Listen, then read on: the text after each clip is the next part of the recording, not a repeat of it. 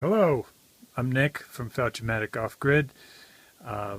This is part of our new feature where I walk you through a project that I'm doing. This week, I'm going to show you how I made our thresholds for our doors in our off-grid house. It's a fun little project. It looks complicated, but when broken down, it's pretty simple. So enjoy. So this is a lot like the one that we're making today. The only difference is the direction of the door opening, but this gives you an idea of what we're going for. On the threshold, I have these nice big transitions. These are cut on the table saw. They're a little dicey, but they're totally worth doing.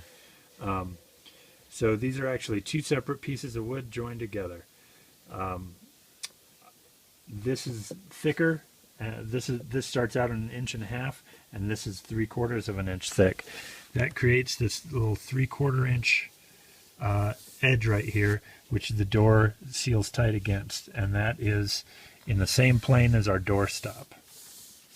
All right, so this surface will be good for the sweep at the bottom of the door to come and seal against, and I'm also able to put weather stripping along that surface and the whole doorstop surface. So here we are in the workshop. This is the table saw that I use.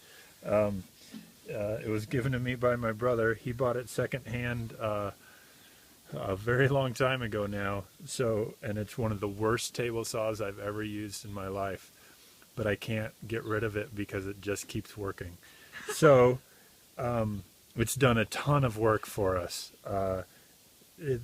An inexplicable amount of work as far as the mileage that we've gotten out of this extremely crappy saw, and I'm just determined to keep on using it until it doesn't go anymore.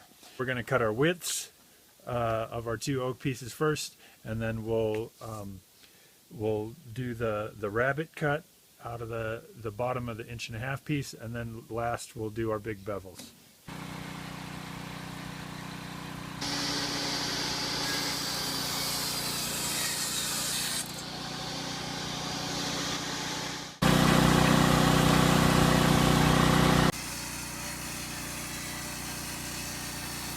So a couple of things about the table saw. You'll notice I'm just using a tape measure to set my distance. So many of these on the cheap table saws, the gauge down here, it's really not set up well, so I just don't trust it. I imagine there are good ones, but this is not one of them. So I just put the tape right to the fence and then right to the blade, making sure the blade is not spinning anymore. But the teeth are ground such on a blade like this that some are going this way and some are going that way. You want to make sure and find the tooth that's running this way, because that's going to be your closest point. That's what's going to be making contact with the wood. So my number is 7 inches on this particular cut, and so that's where I go, right there.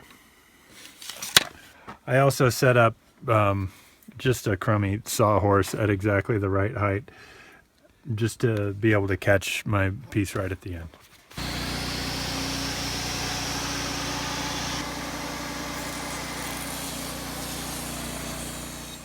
So we might be calling this the workshop, but that's kind of the point of me showing you this, is that you can do all this stuff without a workshop, because I don't have one.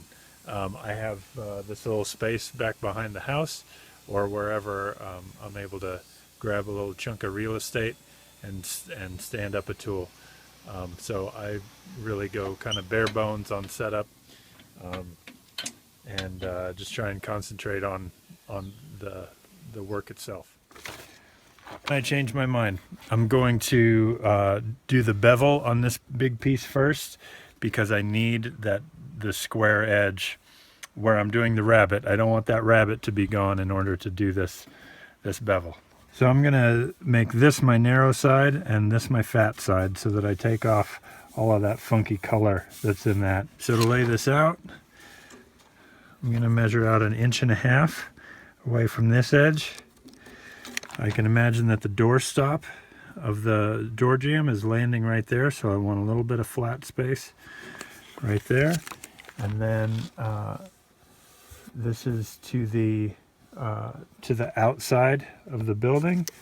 I'm going to rip it down to only a 1/2 inch thick on the outside. That and that.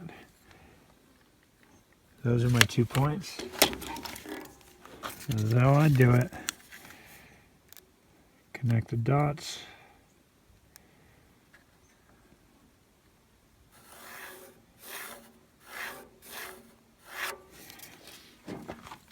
Now I have a visual of what that bevel needs to look like. And that's all I'm going to go off of. I'm not going to give it a number. I'm not going to tell you how many degrees that is. I'm going to set it up. And I'm going to make the saw do the work.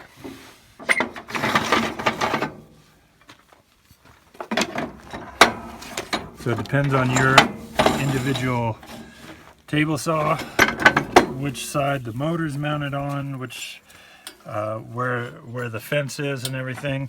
But in order to cut this part of the bevel, I need to put the fence on the other side. And believe it or not, I want as much blade as I can possibly get out of this thing. And then back it off just a little bit. You can see I'm just going to visually set this up. So I set my fence first, so it's about in the right spot. Pretty close, and then I'm going to just sight it. Generator's not running, saw can't possibly turn on, so I can put my face right there and it's alright. It's more or less following my line. When I hold it up there, I can sight it. It's going to just barely leave that line, which is good. I like to leave the line just a little bit so you know. I mean, if you're going too far the other way, then you don't know. So I like to leave just a little visual indication that we're doing it right. And whether it's exactly right or not, at this point, you're committed. As soon as you set your saw into that, you're committed to finish that out. And on something like this, it's not meeting up with anything here. It's not meeting up with anything on the top side. It just has to make a transition from here to here. And if it's that, or if it's that, it doesn't really matter.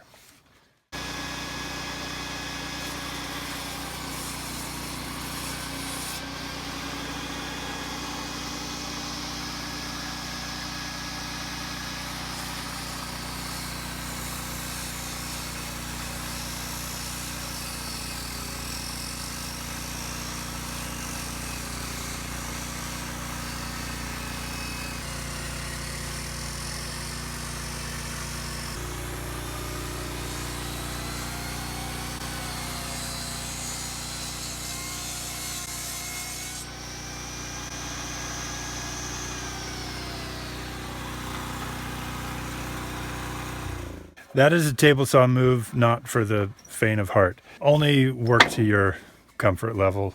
Please don't do the things that I do if you've never done them before, or if you're just not comfortable doing them. This would be a prime example of a comfort level with the tool that is very important.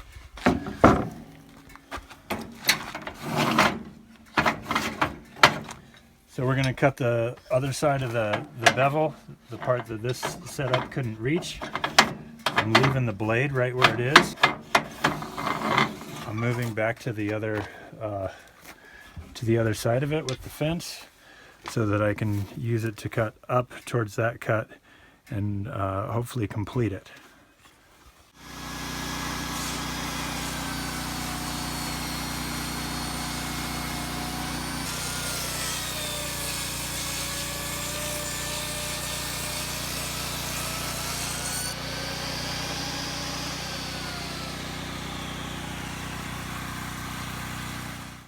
So we didn't get even very close to completing it. A 7-inch wide thing with a with blade depth of just under 3 inches. You're going to leave more than an inch in the middle. So we're gonna nibble away at it in the middle using the table saw, and we're gonna clean this whole face up with the belt sander anyway. So we'll have some ridges to take out right here in the middle.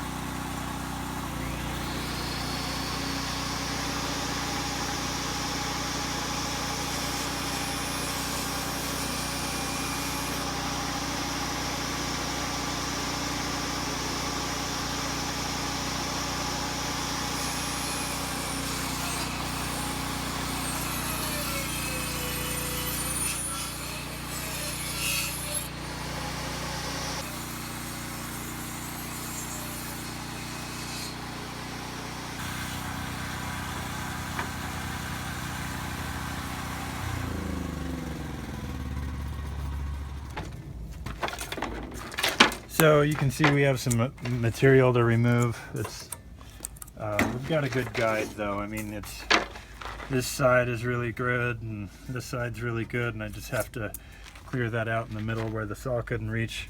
This is the chisel that I have.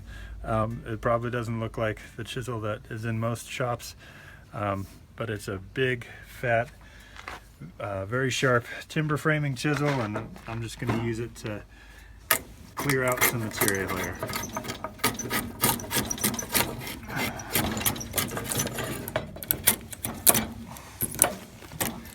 Is it the wrong chisel for the job? Probably. But I have it, and it does the job. I'm not a purist, so kind of whatever gets it done, I'm okay with. What is this going to be? The threshold for the front door. Like the one that's on that one. Yeah. Yep, but on the front door. The one with that door. So I've removed all of just the chunky stuff with the chisel, and I'm gonna go ahead and use the belt sander to make that all one face.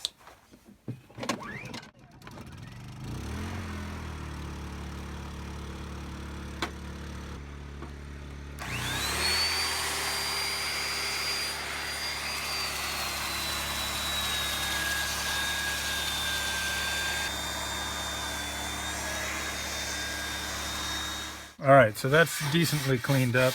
That's at least the shape that we want it to be. We'll do more sanding before we put it down. You could see I was going across the grain. That's because if I have a ridge in the middle, I don't want to run the sander this way and sand the material that's already the right shape.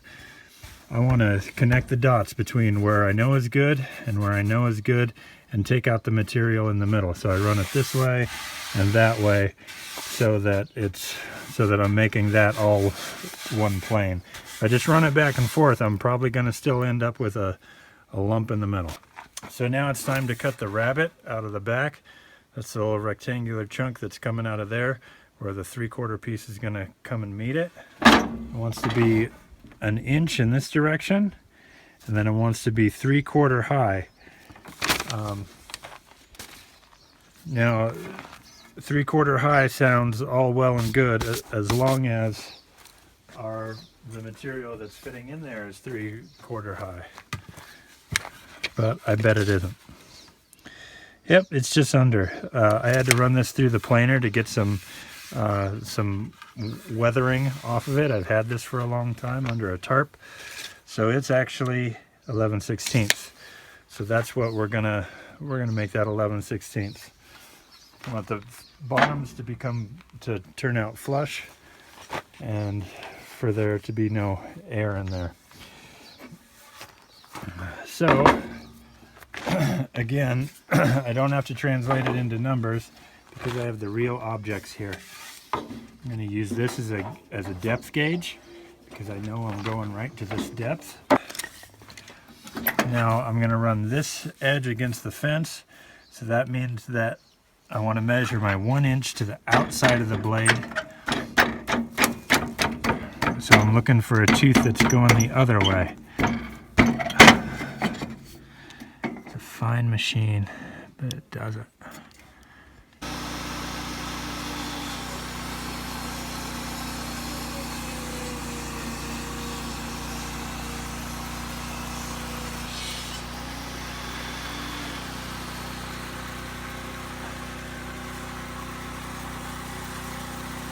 So now I reset. I go the other way. I know that I want to cut it this deep, so there it is. There's my gauge. I can set it right to the cut I just made.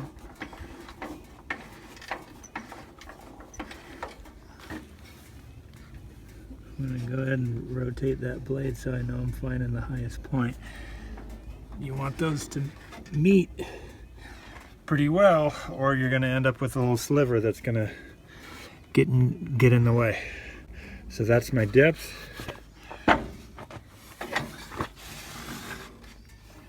Same thing, I'm measuring to the outside of the blade, but since I have the object, I'm going to go ahead and use the object.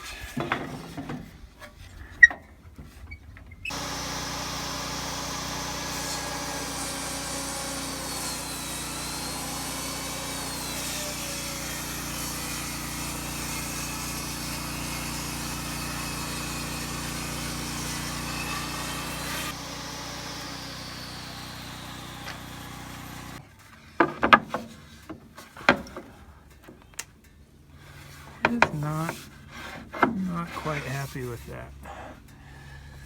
Not quite deep enough. Yeah.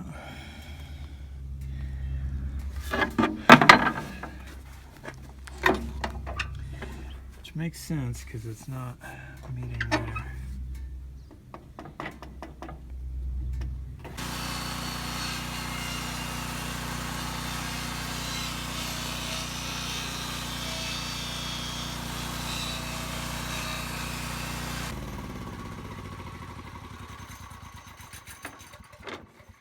All right, so that fits reasonably well. It'll squeeze in there and be flush. All right, so the last thing to cut on these is the bevel on the 3/4 inch piece. I'm gonna lay it out the same way, but it's infinitely easier to do. Coming 1.5 inches back. This is actually contacting our floor inside. I'm going to leave about 3/8 right there, so it's a nice small transition. Connect the dots, and I just line it up visually with the blade.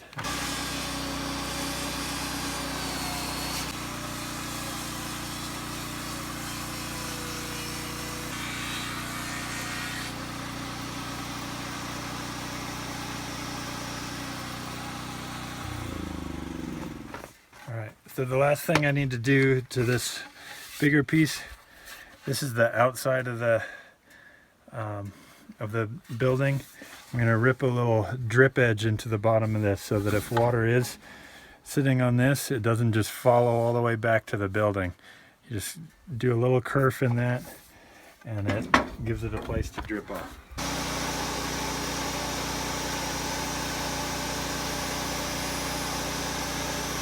So I do some sanding to all these table saw cuts. I've already done it here, but a little bit of belt sander in the direction of the grain to take out those cross grain marks and to give it its final shape. And then I use an orbital sander. This is an 80 grit. 80 grit's good for sort of rough sanding, taking other marks out and sort of final shaping. And I just work this surface over. Anywhere where there's a table saw marks, I just want to take those out. The 80 grit does a pretty good job of that. And then to finish it off, I switch to the to the 220, and 220 is going to be the final amount of sanding. I'm going to ease the corners with the router a little bit, and then just give a final look at all those edges.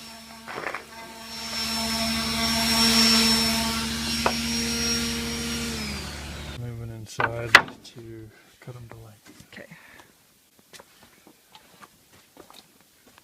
So when I cut these blanks, I cut them good and long of what I actually need them. As you can see, I have some stuff I want to get rid of there, and with any table saw operation like I just did, there's usually a little oops moment right at the beginning or at the exit or something. So I just like to leave a bunch on there so that I can cut into what's clean a little, a few inches in. So these want to be cut to the outside dimension of the door jamb, which is 37 3/16. So I'm going to cut them both to that same number, getting rid of the parts I don't like.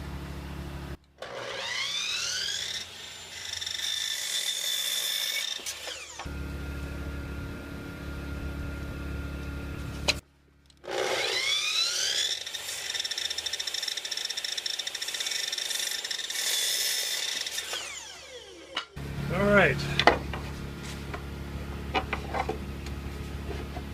That is the shape of our threshold.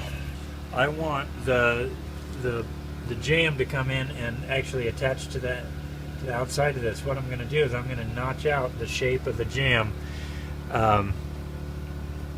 into the ends of these, and I can do that in two parts relatively easily with the chop saw and a little bit of jigsaw work. So I know I'm extending my threshold 1 5/8 inches to the outside of the building beyond the door jamb.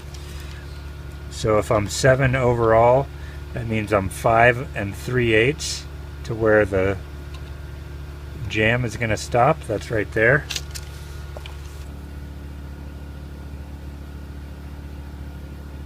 Three-quarters in on one side, 3/4 in on the other. So I don't necessarily need all these lines drawn real hard because the chop saw is going to track straight, but it's good on a layout like this to give yourself a strong visual reference. I could go right to the tick mark, but I like to draw that line and really know where I'm going. We're just going to double check that all my math is right. When I put this together, and I look at where that 7 1/4 threshold comes in, it's going to be right.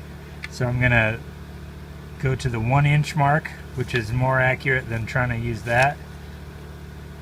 1 inch. Yep, pretty much there. Just a little bit strong of it, so I know to stay shy of those lines.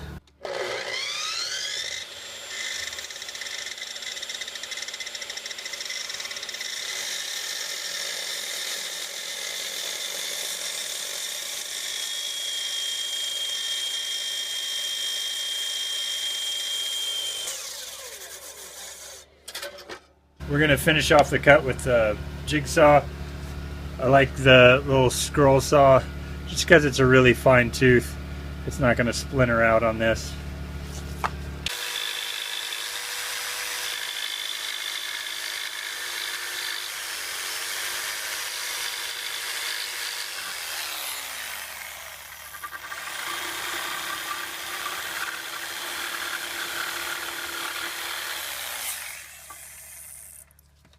So our inside jamb dimension wants to be 35 11/16. Lo and behold, there it is. Outside 37 3/16. Right there. This wants to be 7 1/4, and it is. The two cuts are pretty good. I can feel that it's flush right there and there. And it all looks just fine. So what we're going to do is we're we're going to glue and screw these together. So I know that I have an inch of purchase between these two, meaning the two pieces overlap by an inch. I want my hole to be about a ½ inch away from the edge so that it's right in the middle of that. And if anything, I'm going to angle just a little bit towards the other piece.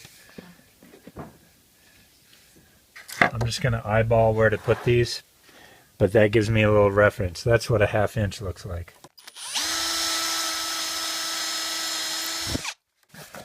One couple inches from either end. How about we split it in thirds? Two in the middle.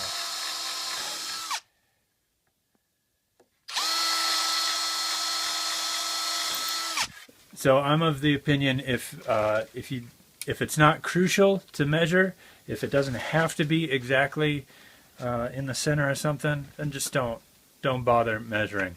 You just want to put it generally where it goes. If you don't have to get out the tape, then don't. If you need it for your own security, then by all means, make a mark. This is not the right application for these, but I have them, and they're great wood screws. I don't need a flush surface on the bottom of this jamb.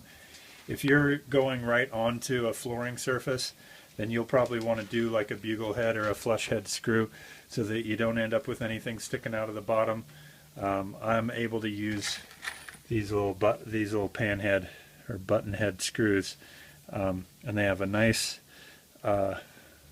little cutter on there, so they go into the hardwood just fine. This is in the spirit of using what I have. I'm going to put a bead of glue in there. I'm in the habit of using the Titebond 3. That's a waterproof glue. I just use it almost everywhere, just in case.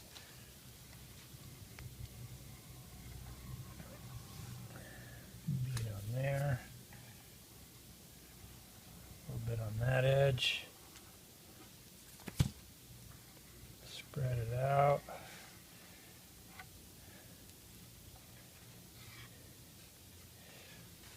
You can see I'm staying away from this edge a little bit. If it does squeeze out onto that visible area, I'm going to have to clean that off. So I just want to try and not have it squeeze out in that way. I'm just going to start with one screw sort of in the middle, feeling that I'm flush on both sides. You could clamp this if you feel you need to.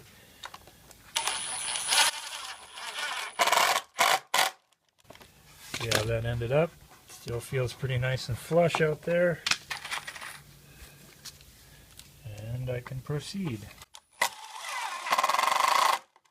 So that's an 1¼ inch long screw for an 1½ inch of material.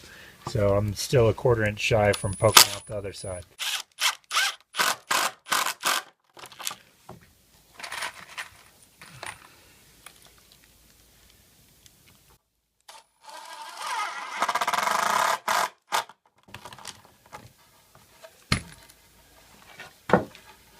There it is.